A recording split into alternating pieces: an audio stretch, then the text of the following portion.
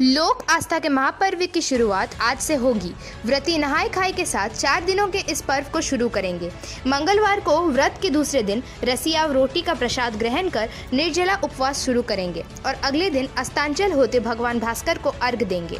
सोमवार को व्रती नहाय खाए के दौरान चावल, चने की दाल और लौकी की सब्जी खाकर व्रत को शुरू करने के साथ दूसरे दिन खरना की तैयारी भी शुरू करेंगे। भगवान भास्कर के 4 दिनों के इस अनुष्ठान को लेकर कोलांचल के कई इलाके गुलजार हो गए हैं। स्वच्छता के माहौल में पूर्वांचल बाहुल्य क्षेत्र पूरी तरह से छठमय हो गया है। अनाधिकृत कॉलोनी ही नहीं, अपार्टमेंट फ्लैट्स में रहने वालों के घर में छठी मैया के गीतों से भक्ति की बहार बहने लगी है।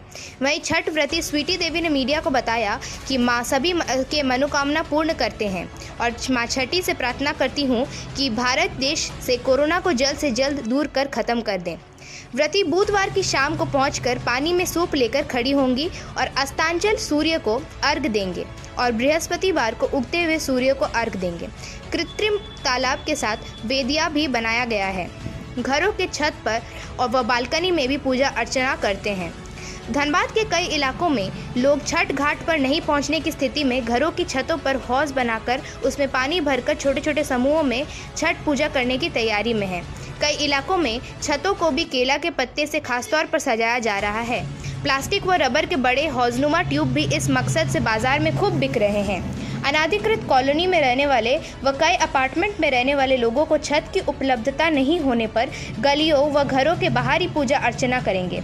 बाजारों में रौनक। इस पर्व में छठ व्रती पूरी पवित्रता का ख्याल रखते हैं। नहाए खाए के बाद पूजा सामग्री की खरीदारी भी शुरू होती है। आस्था के महापर्व को लेकर घरों से लेकर बाजार तक रौनक बढ़ने लगती है। भगवान भास्कर को अर्घ अर्पित करने के लिए हाट बाजार, सड़क किनारों में बांस से बने सूप व दावरा की दुकानों पर खरीदारी शुरू भी हो गई है। वहीं कुम्हार इस पूजा में इस्तेमाल होने वाले मिट्टी के हाथी और मिट्टी के कोशी तैयार करने में जुटे हैं। पुरुष भी करते हैं इस व्रत को। पंडित कहते हैं कि छठ महापर्व एक कठिन तपस्या की तरह है। इस पर्व को महिला तो करती ही है, साथ ही कई पुरुष भी इस व्रत रखते हैं। 4 दिनों के इस व्रत में व्रती को लगातार उपवास करना होता है। भोजन के साथ ही सुखद शैया भी त्याग करना पड़ता है। पर्व के लिए बनाए गए कमरे में व्रती फर्श पर एक कंबल या चादर बिछाकर सोती है। महिलाएं साड़ी व पुरुष धोती पहनकर छठ व्रत करते हैं। छठ पर्व को तब तक करना होता है जब तक कि अगली पीढ़ी की किसी विवाहित महिला को नहीं सौंपा जाता। नदी में पाबंदी भले ही कर दी गई हो, लेकिन हर हाल में इस व्रत को पानी में खड़े होकर व्रती करते ही हैं। पुत्र रत्न की प्राप्ति व पति के स्वास्थ्य के लिए पूजा करते हैं। मान्यता के अनुसार छठ पर्व पर व्रत करने वाली महिलाओं को पुत्र रत्न की प्राप्ति होती है। पुत्र की चाहत रखने वाली और पुत्र की कुशलता के लिए सामान्य तौर पर महिलाएं ये व्रत रखती हैं। पति और बच्चों के बेहतर स्वास्थ्य के लिए महिला इस पर्व को व्रत रखती हैं। आज कौन सा दिन है छठ के लिए? आज नहाय खाए है, कल खरना होगा, परसों पहला अर्घ है और तरसों फिर पारण। इस पर्व का महत्व क्या है?